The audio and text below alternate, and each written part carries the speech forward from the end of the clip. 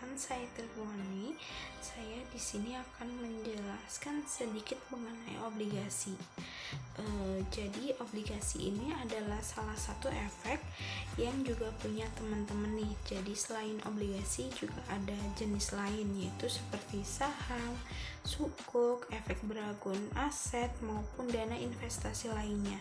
Jadi yang tadi saya sebutkan mana yang paling familiar di telinga teman-teman. Oke, untuk menjelaskan obligasi lebih dalam, kita harus mengetahui pengertian obligasi secara luas dulu. Jadi, obligasi adalah surat utang jangka menengah panjang yang dapat dipindah tangankan, yang berisi janji dari pihak penerbit untuk membayar imbalan berupa bunga pada periode tertentu dan melunasi pokok utang pada waktu tertentu yang telah ditentukan kepada pihak pembeli obligasi tersebut.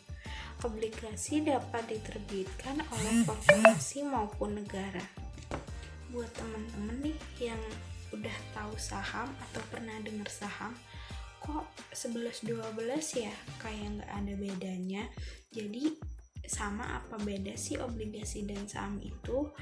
Jadi obligasi dan saham itu ada persamaan dan perbedaannya. Kita bahas dulu persamaannya ya. Nah, jadi persamaannya tuh obligasi dan saham tuh sama-sama menjanjikan kepada pemiliknya menjanjikan pendapatan yang berupa aset maupun uang atau aset lainnya, dan memiliki pilihan untuk menukar dengan uang atau aset lainnya. Dalam hal ini menukar dari surat kepemilikan menjadi uang, dan selanjutnya itu sama-sama berbentuk perjanjian hitam di atas putih yang berupa perjanjian dan telah disetujui oleh kedua belah pihak, yang nantinya surat berharga tersebut dapat diperjualbelikan di bursa efek maupun pasar modal. Nah, setelah membahas persamaannya, kita membahas perbedaannya. Jadi, apa sih perbedaan dari saham dan obligasi?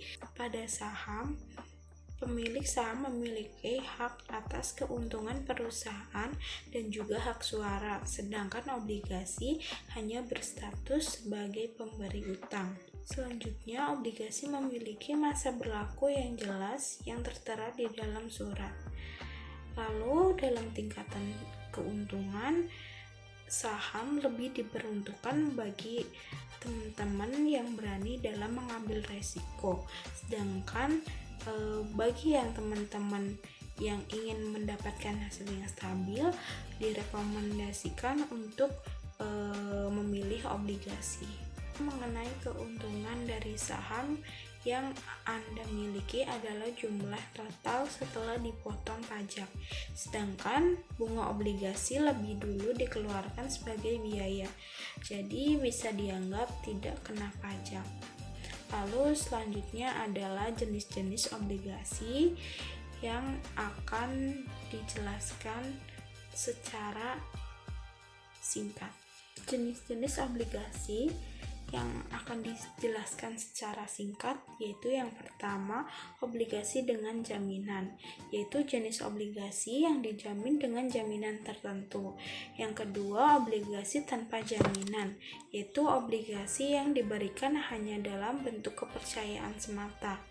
Lalu ada obligasi konversi yang memberikan hak kepada pemegangnya untuk mengkonversikan obligasi tersebut dengan sejumlah saham perusahaan pada harga yang telah ditetapkan. Lalu obligasi yang disertai warrant. Dengan adanya warrant, maka pemegang obligasi mempunyai hak untuk membeli saham perusahaan pada harga yang telah ditentukan. Ada obligasi tanpa kupon yang tidak memberikan pembayaran bunga, dan obligasi dengan tingkat bunga mengambang yang memberikan tingkat bunga yang besar sesuai dengan fluktuasi tingkat bunga pasar yang berlaku. Ada juga puntable bond yang memberikan hak kepada pemegang obligasi untuk menerima pelunasan obligasi sesuai dengan nilai pasar sebelum waktu jatuh tempo. Lalu Jungbon yang memberikan tingkat keuntungan yang tinggi, tetapi juga mengandung risiko yang sangat tinggi pula. Selanjutnya yang paling terakhir yaitu Savers Gain Bond yang diterbitkan oleh suatu negara dalam mata uangnya sendiri, tetapi dijual di negara lain dalam mata uang negara tersebut. Sebelum kita memutuskan untuk memilih obligasi sebagai investasi kita harus memahami dan mengetahui risiko-risiko yang akan terjadi. Ada 3 risiko yang mungkin akan dihadapi oleh teman-teman investor, yaitu resiko gagal bayar, resiko capital loss, dan resiko likuiditas. Sekian sedikit informasi dari saya. Mohon maaf jika banyak kurangnya dan banyak salahnya. Dan teman-teman yang ingin berbagi ilmu dengan saya atau ada kritik saran bisa langsung di kolom komentar. Terima kasih.